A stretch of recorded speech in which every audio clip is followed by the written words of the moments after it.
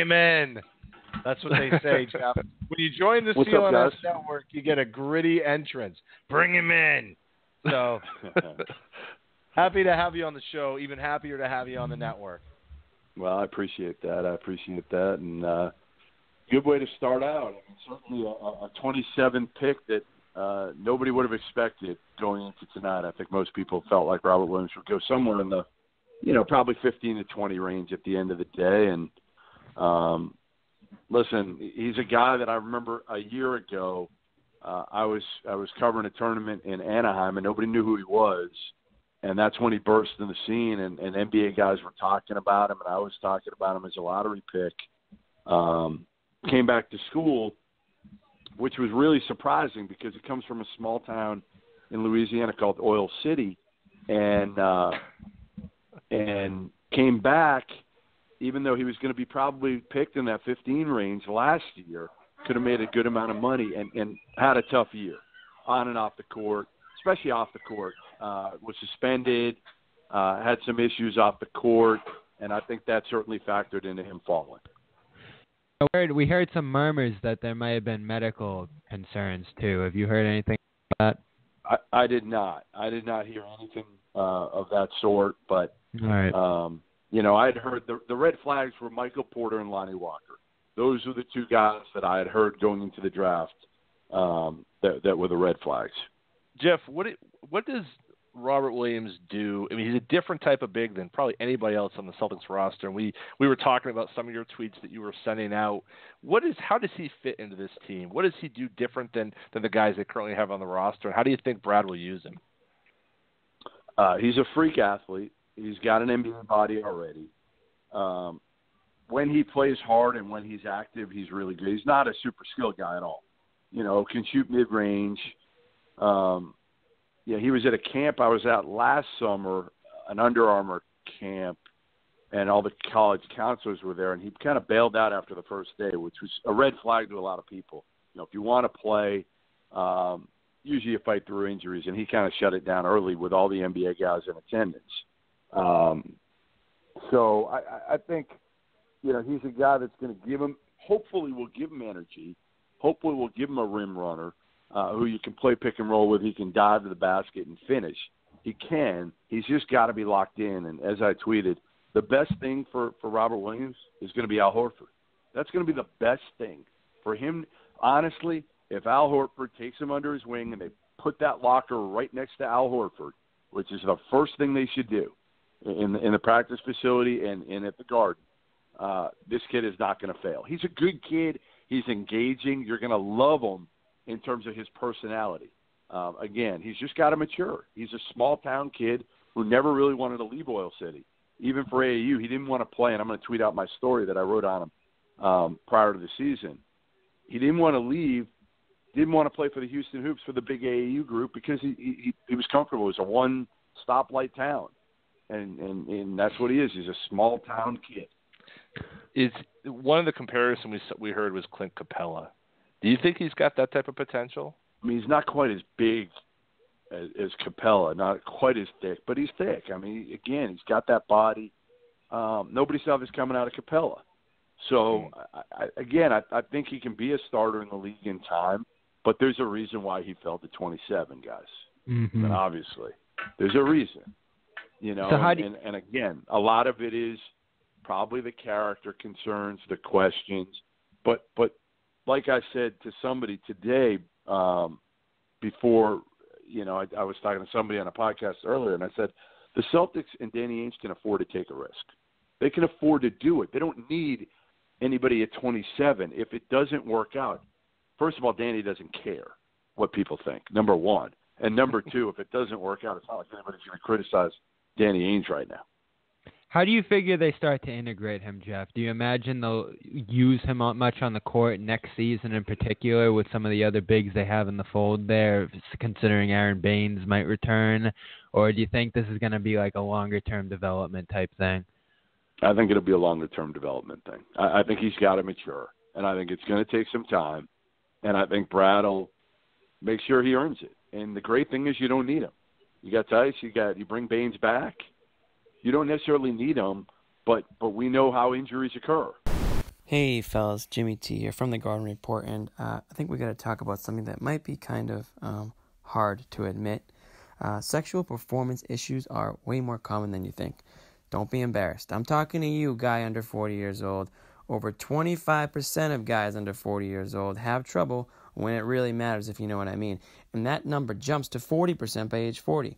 So stop apologizing and start turning to medicine and science. And that's where 4hims.com comes in. HIMS connects you with real doctors and medical-grade solutions to treat erectile dysfunction.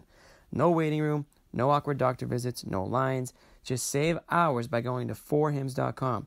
Answer a few questions, chat with a doctor, and boom, the product gets shipped to your door. Folks, this is hard made easy. Try HIMS for a month today for just $5. We'll get you started for just $5 while supplies last. See the website for full details. This would cost hundreds if you went to a doctor or a pharmacy. Go to 4hims.com/garden. That's FORHIMS.com/garden. 4hims.com/garden. You know, Tice goes down this past year. It would have been great to have a guy like Robert Williams to come in for energy. And again, if he plays with energy, he can be a beast. But he's got to play all the time. And I talked to one Texas A&M player about him extensively, and that's what they told me. They said, listen, if this kid, he's got all the natural ability in the world, but if he gets it and how to work and how to stay locked in both on and off the court, that's going to be the key. Who comes with him here to Boston? Who's around? Again, if it's Al Horford, they're in good shape. How does this compare to like a pick of a Kendrick Perkins? I mean, I realize Kendrick came out of high school and whatnot, but we kind of talked about it earlier, just as far as what's the upside for the 27th pick, right? And obviously Perk wound up playing as a starting center and really the fifth most talented player in that starting lineup. But for a championship caliber club, and you just talked about Al Horford being Robert Williams' mentor, probably similar in some ways to what Kevin Garnett did for Perk. I know he loved playing alongside Al Jefferson initially, and they were real buddies, but I think KG obviously helped Perk raise his game to another level, and obviously the whole intensity thing. But does this have a similar flavor of upside, or is there more upside with Robert Williams? Upside. I mean, yeah. Way more. That's what I thought. Robert. Kendrick couldn't catch the ball. Perfect. I mean, let's face it. Like, Kendrick was playing with the right guys. He couldn't catch the basketball. Like, this kid is way more talented than Kendrick Perkins. Kendrick Perkins was just big and strong and tough. This kid is big, strong, tough, athletic. Again, not skilled, but Kendrick wasn't skilled. This kid's more skilled than Kendrick. But I think we're all more skilled than Kendrick.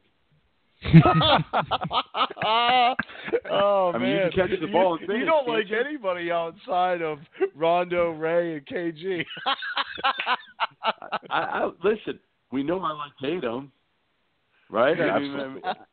Yes, I did not like Rondo. I did not, and he and Kendrick were boys, and kind of understand why to some extent. But yeah, I mean, listen. The bottom line is Robert Williams has way more upside than Kendrick Perkins. It ain't even close. So what do you ultimately imagine the finished product Robert Williams is going to look like when the time finally comes, if he's able to put it all together? I mean, I'd love to see him be like a killer four-man who just goes after every rebound and finishes and you don't run any plays for him necessarily. He can make mid-range shots from 15 feet and be okay with that and buy into his role. Like, he's not going to be Al Horford, guys. Like, that's not him. It's not going to be that. He's not cerebral like that. He's not going to be but he can block shots. He can make up ground defensively. He can run the court and go. I mean, he can really go. So, you put him with Rozier.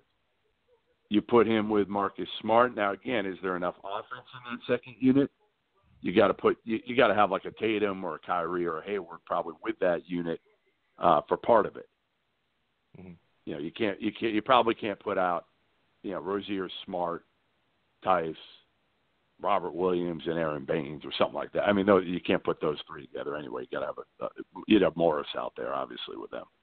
But I think ultimately, again, if he buys into it, his role, he can be a really good player. Is he going to be a superstar? No, but the Celtics don't need that. They don't need that. They if he could be a starter for them down the road, That would be a huge – I mean, out of the 27th pick, if you get a starter, you're doing great. Really, out of a 27th pick, if you're getting a rotation guy, you're doing really, really well. And I think they've got themselves a rotation guy as long as his head's on straight.